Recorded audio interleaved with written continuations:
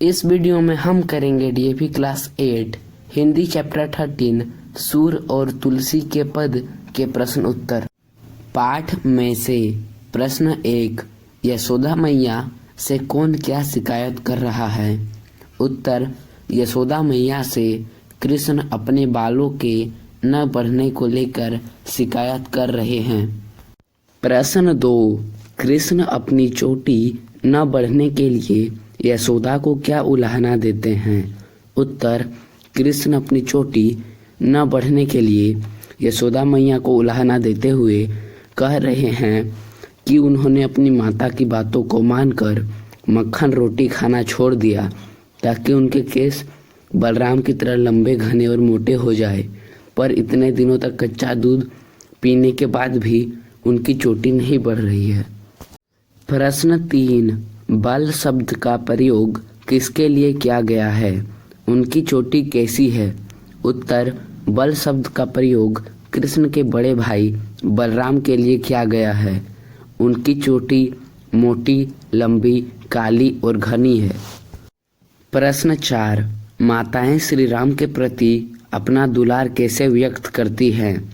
उत्तर, माताएं श्री राम के प्रति अपना दुलार व्यक्त करने के लिए अपने आंचल से श्री राम के शरीर पर लगे धूल कण को साफ करती हैं और अनेक तरीके से राम को प्रसन्न करने के लिए मीठी मीठी बातें करके उसे दुलारती है।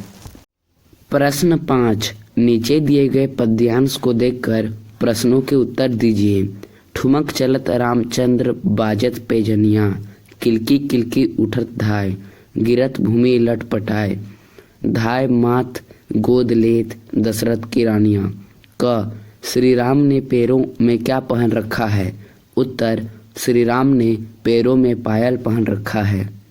ख, श्री राम को गोद में कौन उठा लेता है? उत्तर, श्री राम को गोद में दशरथ की तीनों रानियां उठा लेती हैं। ग, दशरथ की रानियां से क्या तात्पर्य है? उत्तर, दशरथ की रानियां का अर्थ है दशरथ की पत्नियां जो श्री राम की माताएं हैं। बातचीत के लिए प्रश्न 1, तुलसीदास के पद और सूरदास के पद दोनों में किन बाल सुलभ व्यवहारों का वर्णन किया गया है? उत्तर, सूरदास एवं तुलसीदास के पदों में बच्चों का किसी वस्तु के लिए हट करना, शिकायत करना, बाल्यावस्था में चलना, सीखते समय गिर जाने पर माता का वात्सल्य, प्रेम जैसी बाल सुलभ क्रियाओं का वर्णन किया गया है। प्रश्न 2, राम और कृष्ण की बाल लीलाओं में आपको किसकी बाल लीला अधिक रुचिकर लगती है और क्यों? उत्तर, मुझे श्री कृष्ण के बाल लीला का वर्णन ज्यादा रुचिकर लगता है क्योंकि इन पंक्तियों में श्री कृष्ण अपनी माता यशोदा से शिकायत कर रहे हैं कि तुम्हारे कहने पर मैंने मक्खन रोटी खाना छोड़ दिया और कितनी बार कच्चा दूध पिया है, फिर भी मेरी चोटी नहीं बढ़ रही है। प्रश्न 3, नीचे दी गई पंक्तियों का भाव समझाइए। क, मैया कभी बढ़ेगी चोटी, कितनी बार मुँही दूध पीवत, भाई यह अजहू है छोटी। उत्तर, इन पंक्तियों के माध्यम से सूरदास श्री कृष्ण के बाल्यावस्था का वर्णन कर रहे हैं जिसमें श्री कृष्ण अपनी माता यशोदा से शिकायत कर रहे हैं कि तुम्हारे कहने पर मैंने कितनी बार कच्चा दूध पिया है, फिर भी मेरी चोटी नहीं बढ़ रही है। ख, विद्रुम से अरुण अधर, बोलत मुख मधुर मधुर, सुभग नासिका में चारू लटकट लटकनिया। उत्तर, इन पंक्तियों में तुलसीदास कह रहे हैं कि नए पत्तों से कोमल लाल होठों से श्री राम मधुर मधुर वचन कहते हैं और उनके सुंदर नाक में लटकनियां लटक रही हैं जिससे उनकी सुंदरता कई गुना बढ़ गई है। अनुमान और कल्पना। प्रश्न 1, कल्पना कीजिए कि श्री कृष्ण के स्थान पर आप हैं और आपको अपनी मनपसंद वस्तु नहीं मिलती है तो आप अपनी माता जी से किस प्रकार शिकायत करेंगे?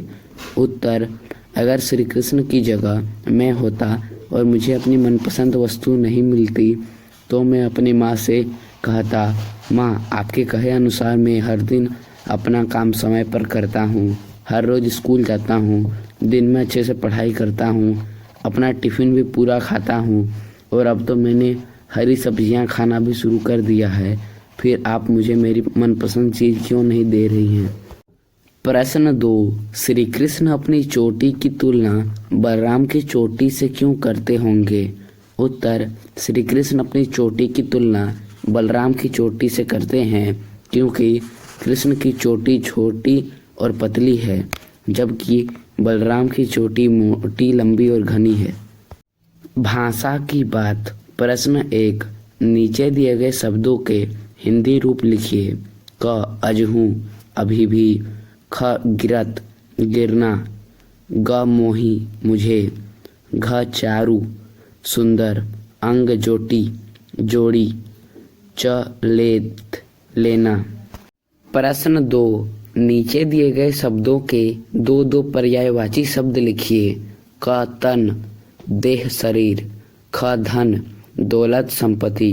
ग, भूमि, भूधरा। घ, भैया, भ्राता, सहोदर। मैया, माँ, जननी। जीवन मूल्य। प्रश्न 1, ईश्वर भक्ति हमारे मन को आनंद प्रदान करती है, मन की चंचलता को शांत करती है। अपने विचार प्रस्तुत कीजिए।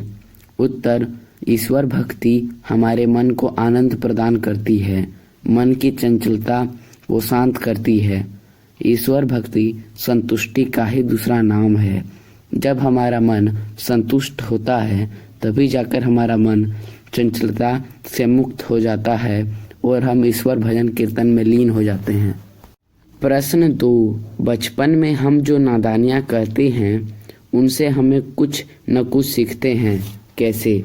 उत्तर, बचपन की नादानियों से हम बहुत कुछ सीख जाते हैं क्योंकि उन नादानियों की वजह से हमें डांट पड़ जाती थी और कभी कभी हमें चोटें भी लग जाया करती थी। डांट पड़ने से हम की गई गलती को हमेशा याद कर लेते थे